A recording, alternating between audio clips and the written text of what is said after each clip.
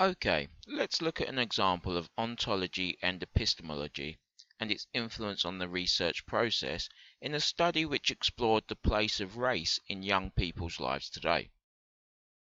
The majority of early social research into race was informed by a functionalist perspective, a perspective which embraces many of the principles associated with positivist research.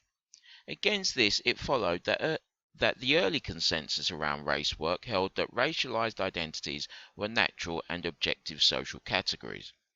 Over the last 3 to 4 decades, a new orthodoxy within race and ethnicity study has emerged, which widely criticized ontological notions of racialized identities as natural and/or objective social facts.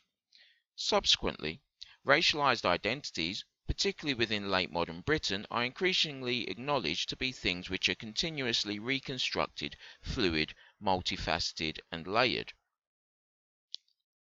Similarly, they are also considered to be situational. For example, Yasmin Ganatram expands by arguing that critical inquiry into racialized identities needs to dispense with ontological and epistemological notions of race and ethnicity as natural things, and as things which possess a singular truth.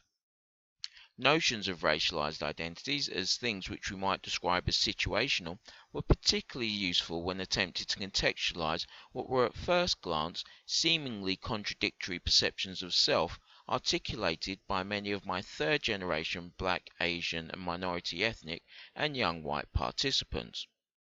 A relatively straightforward example of this manifested when I asked my participants questions which coalesced around the ways in which their own and others' racialized identities impacted on their everyday experiences and social interactions.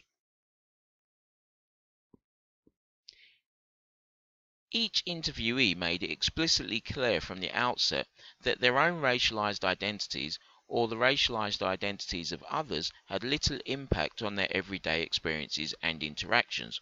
Moreover, race was not perceived to be a meaningful part of their social identity makeup or a meaningful part of who they thought they were. We can see this in some of the examples given.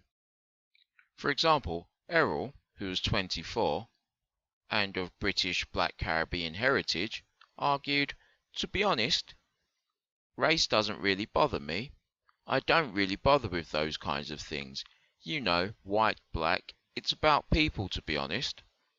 Similarly, Asif, who was 18 and of British Indian heritage, argued that, "I don't think Cavaliers being a black, Asian or minority ethnic club attracted me to join. I wasn't too fussed about it. Race, to be honest, doesn't really affect him." John, 21, who was British white heritage, similarly argued, "I've grown up with black friends, so it's never been a problem. Never has, never will be. I don't really take notice of race because, again, I just don't see things that way." However, when questions of racial difference were re-articulated through the medium of sport, conversely, the same participants placed race as a significant feature within their own and other sporting identities, and in turn argued that race impacted significantly upon sporting performances. For example, contrary to his early account, Errol argued that there are different attributes from different kinds of players. You tend to find that a lot of black players are pretty quick and more athletic, and there is aggression. That is one thing I've noticed. Similarly, Asif suggested that black football was a lot quicker, the way they moved the ball around, and it was a lot more physical, very, very physical. And similarly, John suggested that, "I think that different players from different ethnicities possess different attributes. I mean, you look at athletics. When was the last Asian, white, whatever to hold the 100-meter sprint record for the last how many years? You have had Usain Bolt, Asafa Powell, Maurice Green, and all these people hold world records because they are naturally fast. I'm a white player. I am not the fastest. I am more of a long-distance runner." From these accounts, It is evident that for these participants, their racialized identities or the significance of the racialized identities of others becomes accentuated within certain situations and less important or even absent within others. Thus, it is situational. Within wider social spaces, for example, racialized identities were considered to be void. Within sporting spaces, however, the same participants openly perceived race as an objective and natural category which polarized sportswomen of different phenotypes.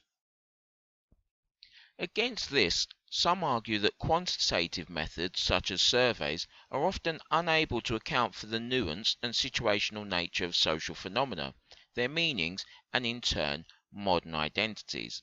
Take for instance the three participants used in my example.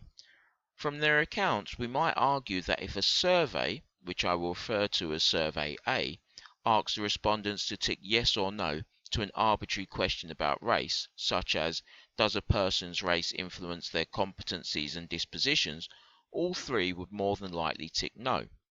If another survey, Survey B, however, asks the same three a sport-related question about racialized performance, such as, are black footballers naturally quicker than white footballers, judging by their early accounts, we might assume that the response to the question they would tick the box marked yes. In turn, the findings of Survey A might indicate that young people today reject notions of racial difference. By the same token, the findings of Survey B would indicate the opposite. Both results, however, would project an overly simplistic picture of the ways in which race appears to permeate the minds of these young men. So, let's apply these ideas to a routine question that might be more related to our own projects.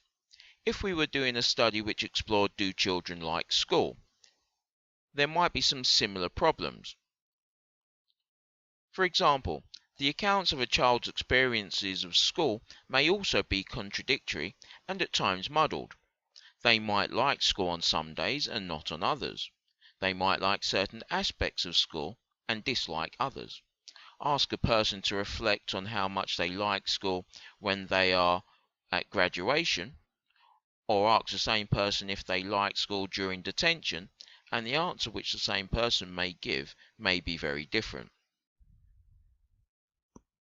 Subsequently, these kinds of nuances and complexities mean that they often exist beyond the scope of traditional quantitative research tools.